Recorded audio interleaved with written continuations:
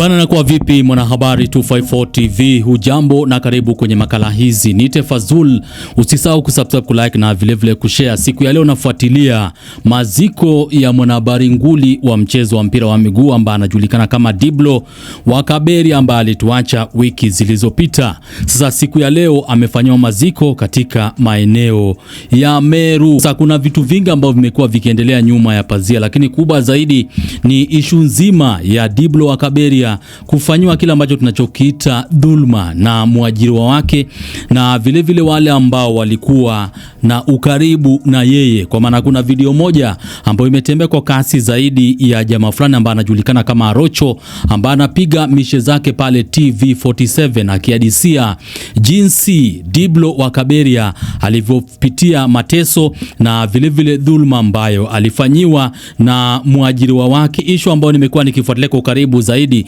ndio angalau nipate kujua hali halisi na kwaje, because ukiangalia vizuri unapata kama watu wako na hisia gongana. Kuna wale ambao wanamsupport Arocho na kuna wale ambao pia wanampinga, wanasema kuwa kama ni usaidizi ambao jamaa alikuwa anahitaji, kwa nini hawakumpatia kama alikuwa hai? Kwa maana Arocho alikuwa anasema kuwa jamaa alikuwa anahitaji tu takriban shilingi 1100 ndio ili afanye operation, lakini wakati huu jamaa amesharegesha vyombo kwa Muumba, lakini ule mchango ambao umefanyika ni zaidi ya kile ambacho alikuwa anahitaji ndio angalau afanyiwe huduma za kimatibabu. Sasa kuna wanahabari ambao wamefika katika sehemu husika kuhakikisha kuwa wamempa mkono wa buriani mwanahabari huyu nguli ambaye alitamba zaidi na vile kutufurahisha katika nyanja mbalimbali za spoti humu nchini na vile kimataifa. Kuna video moja ambayo imetembea kwa kasi zaidi ya Arocho akiongea kuhusu ishu nzima. Ni video ambayo nimeipata kutoka kwa mwanahabari nguli wa matangazo ya mchezo wa mpira wa miguu ambaye anajulikana kama Steven Mukangai. Nikiongea kuhusu rafiki yangu aliumia. Mimi sitapaka, mimi nitasema rafiki yangu aliumia. Rafiki yangu alianza kuwa na clot kwa mguu wake wa kushoto. Kang'ang'ana akaitibu clot. Kidogo kifua ikaanza kuleta shida. Sio maneno yangu, ni maneno ya rais wa Estac. Amesema tulikuwa tunachangia Diblo 125,000. Inaniuma. Pastor, inaniuma. Huyu ni shujaa. Haifai tumchangia 125,000. Ni aibu kwa serikali ambao ndio wanafuatilia masuala ya kazi hapa nchini. Jamani, fuatilieni wafanyakazi. Haiwezi kuwa kwamba huyu jamaa wakati anaaga tunamchangia zaidi ya milioni 1 na wakati anapougua tunashindwa kuchanga shilingi 1,125. Inanichoma. Sitasema mengi kwa sababu wengine hawanielewi, lakini mimi si mnafiki. Biblia alikuwa anapenda neno mnafiki. Mimi si mnafiki. Mimi nitayasema, pastor, upende usipende. Mwisho, kwa mandugu zangu ambao wako hapa, tumekuja kumsherekea huyu jamaa. Mimi namsherekea rafiki yangu. Manake alipokuwa anaugua atanipigia simu, anaambia naumia. Pastor, wewe ndio naongea na wewe pastor. Wewe ndio chairman wa kamati ambayo inamzika ndugu yangu. Anasema naumia. Unanisikia pastor?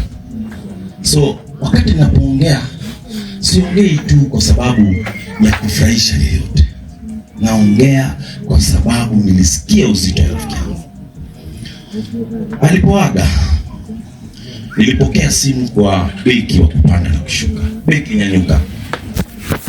Dakika 25 saa 2 asubuhi beki alinipigia simu, asante sana rafiki yangu. Akaniambia, Arocho, nimepokea ujumbe kutoka Meru. Wakati huo mimi nilikuwa Kisumu. Nimetoka Uganda, nina shughuli Kisumu. Akaniambia amepokea simu, kuna jamaa kutoka Meru wanataka namba yangu. Kwamba tuko na mkasa Diblo ameaga. Beki kwa sababu ni mwanahabari hawezi toa tu maneno hivyo. Wale kuna ndugu ya Diblo ule yuko hapa, akanipigia akanambia, Rocho rafiki yako ameenda. Nilipiga nduru kule Kisumu, sababu mimi mwenyewe pia sikuwepo wakati ndugu yangu anaaga. Sikuwa karibu na ndugu yangu. Kijana wake nilikuwa naye pale pale, nikampigia kijana wake nikamuuliza ni nini imetendeka, akanieleza. Nikachukua simu yangu nikampigia ndugu yangu Poldo ambaye alikuwa hewani radio Jambo. Hakushika simu sababu yuko hewani. Baada ya kupiga simu mbili akashangaa, Jumapili Rocho ananipigia simu mara 3. Akampigia, akapata sauti yangu inatetemeka. Nikamwambia Diblo ameenda. Akaniambia unaniambia nini? Pale pale nikachukua simu nikampigia mkuu wa redio. Hakushika simu yangu. Baada ya lisaa akanipigia, Rocho nimeona kitu umeweka kwenye mtandao. Nikamwambia hiyo ndio shughuli inayoendelea. Kumaliza hayo yote, kitu ambayo nasema hivi ni kwamba tusiwe wanafiki. Tusiwe wanafiki. Rocho akishaaga ndio sasa tunakimbia kwa Rocho.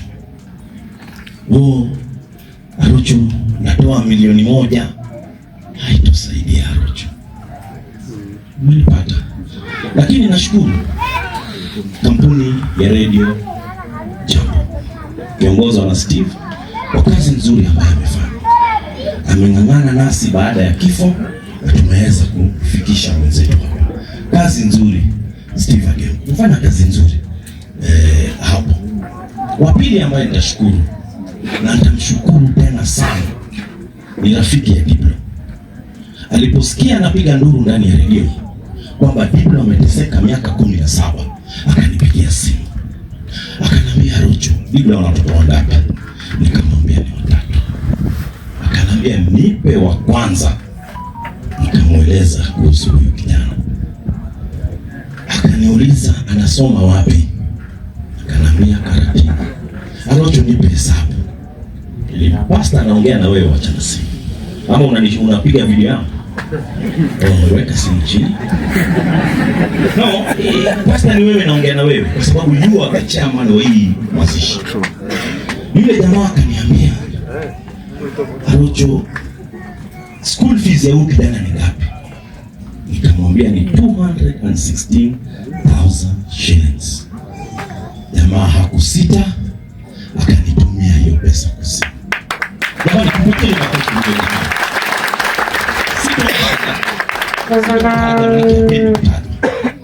Nikachukua jana, nikaenda mpaka Karatina University, nikalipa school fees ya yule kijana.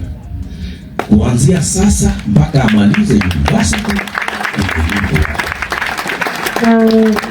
Sasa hapo ndio nasema tunatoa unafiki. Yaani wewe una act there and then, si ndio pastor? Mwisho kwa msichana. Mama nilipigia simu usiku wa jana kule nje, akaniitisha bili ya huyu mwana msichana. So nitampa bili na huyu kijana nitampa bili. Mambo ikienda sawa, pastor atakuletea report. Sawa? Nikimalizia mimi nafurahi sana kwamba nimefika hapa. Kwa nini nafurahi? Nafurahi maana nimekutana na watu ambao walikuwa wanapenda sana huyu jamaa. Kwa dhati, sio unafiki. Nimekutana nani na nimefurahia sana.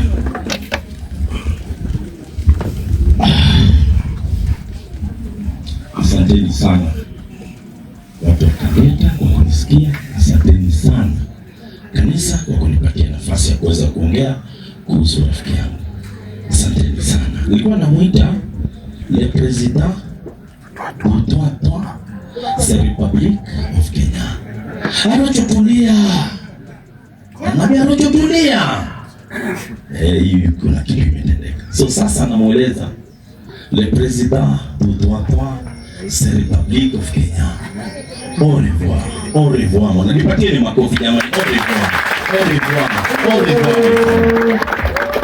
Umesikia ni video, ndio umeitazama vizuri, na ni video ya Rocho akiongea, akitoa ushuhuda wake katika mazishi ya mwanahabari nguli wa mchezo wa mpira wa miguu mwanandinga wa S-Jack. Alikuwa anacheza mpira wa miguu pale S-Jack, ndio kwa maana namuita mwanandinga. Aliwajibika pale kuhakikisha kuwa mambo yamekuwa sawa zaidi.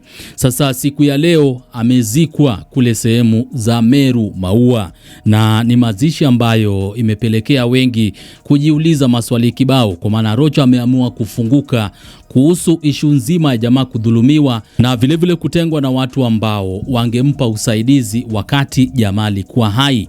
Arocho anasema kuwa kuna vitu vingi ambavyo vimejitokeza pale, kwa maana kuna wale ambao wamejitokeza wakisema kuwa kuna ile ishu nzima ya kusaidia familia yake, wanawe, na kuna yule ambaye pia ameshatoa pesa tayari ambapo wameshamlipia ada ya shule mwanawe ambaye yuko katika Karatina University, na kuna wengine pia wametoa ahadi za hapa na pale, na natumai watahakisha kuwa mambo yamekuwa sawa zaidi, kwa maana ukiangalia vizuri unapata kama wakati wa mazishi ndio watu wanatoa ahadi kochokocho, alafu baadaye kama vitu vimeshatulia unapata kama wanazama Al Jazeera. Sasa hapa Arocho ameongea kwa machungu zaidi kuhusu jinsi Diblo alivyodhulumiwa na vilevile kutengwa na wale ambao wangempa usaidizi wakati alikuwa hai. Kwa hiyo ningependa tu kujua unachukuliaje ishu nzima ya Arocho kuweka mambo wazi katika mazishi